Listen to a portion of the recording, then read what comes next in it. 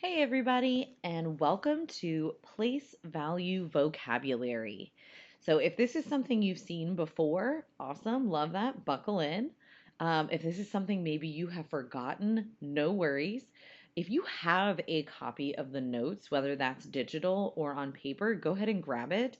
And if you don't, maybe just grab a loose leaf piece of paper so you can make notes if you need. All right. What we have right here on this slide is a decimal number that I think most people would probably just read as 123.456. And for now, that's totally fine. We'll talk about the quote unquote right way to read it a little bit later. For now, I just want to focus on some of the things that we can notice here before we even get into the vocab. So everything that's in a shade of green to the left of the decimal, these are what you would probably call your whole numbers, right? When you were in elementary school, you could have seen this green number 123 and known exactly what it meant. To the right of the decimal in the shades of orange, these are your parts of a number. So if we didn't have any of these numbers in green and we only had 0.456, that would be a value less than 1, right? It's just a part of a whole number. And each of these digits has a different place value.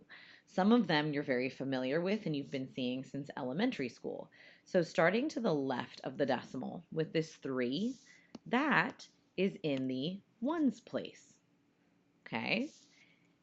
And I'm going to keep moving to the left, and these are probably going to sound very familiar. The 2 is in the tens place, and the 1 is in the hundreds place, which makes sense because this number is 100, 20, which is 2 tens, 3, which is 3 ones. Now, the numbers to the right of the decimal, those we may struggle with a little bit more. Those are not just like your little baby numbers anymore. This is where things start to get a little more interesting.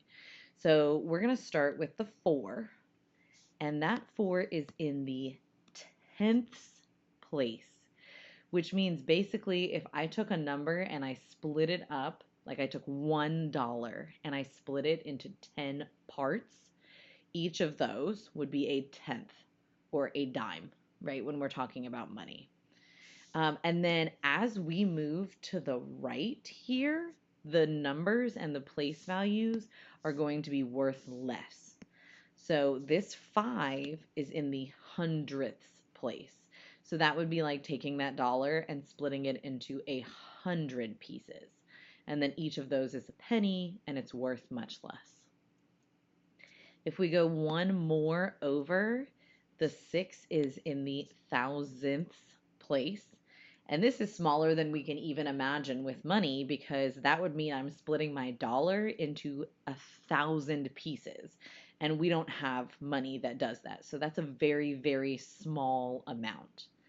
Okay, so let's practice using some of this vocab in some questions. Here, I've got 3 questions where I'm going to have some creative license here. I'm going to be making up the math. The first one says, write a number with a 2 in the hundredths place. So that's my key information here. Oops. I'm looking at the hundredths place, and I know that I'm going to have to put a 2 there.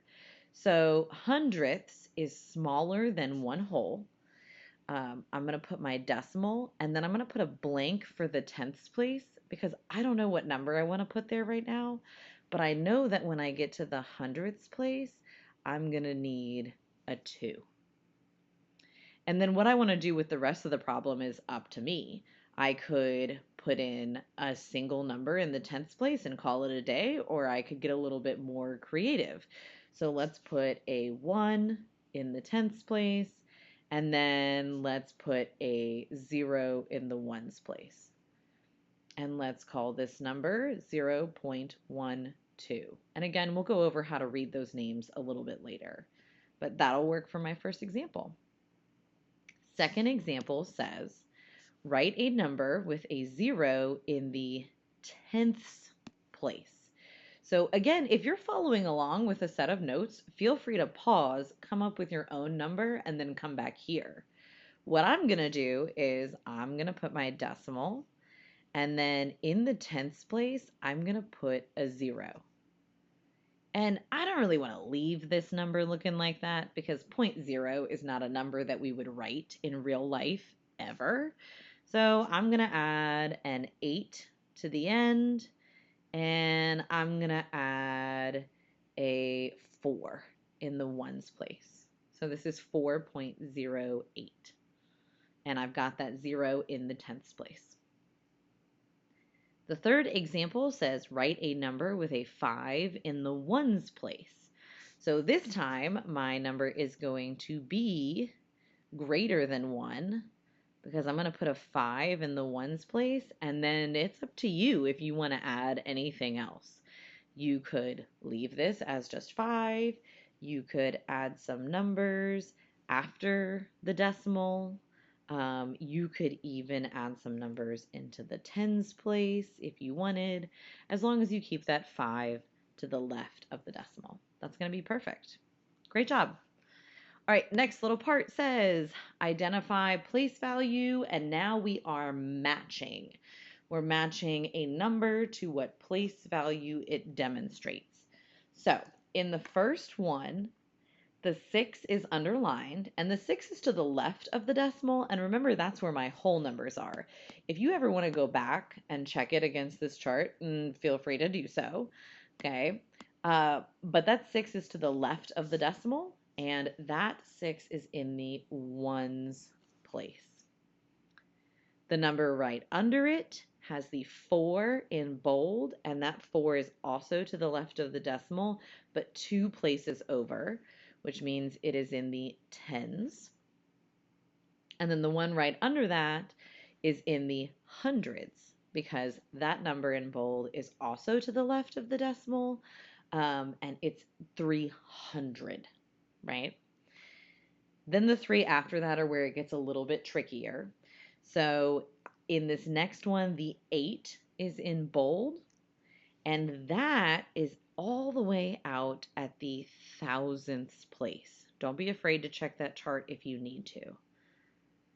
The 2 in the next one is in the tenths place because it is just one spot to the right of the decimal, which means this last one is in the hundredths place. Now, the very last thing that we're going to do here is we're going to write that last number out in words.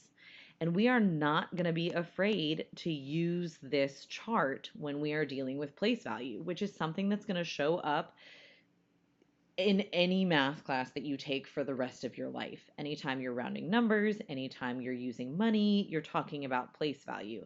So we are not going to be afraid to use this chart, and we're going to make sure we've really got this stuff down. So in this last part here, where we have to write this number in words, we're going to look at the last digit in this number, which is the 1. And we're going to decide what place that 1 is in. And it is in the hundredths place. And that's going to be important for when we write this number out. Okay, so there's 0 in the whole numbers, so we don't need to write that part down. We need to focus on what's to the right of the decimal. And I've got a 4 and a 1, which is 41. And then we're going to say what the last place value with a non-zero digit is. And we already decided that's the hundredths place. So we're going to write that next.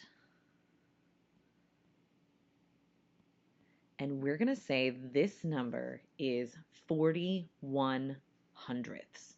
And that's how we should technically read this number. Now, does that mean that every math teacher and every math student in every math class is going to say 41 hundredths?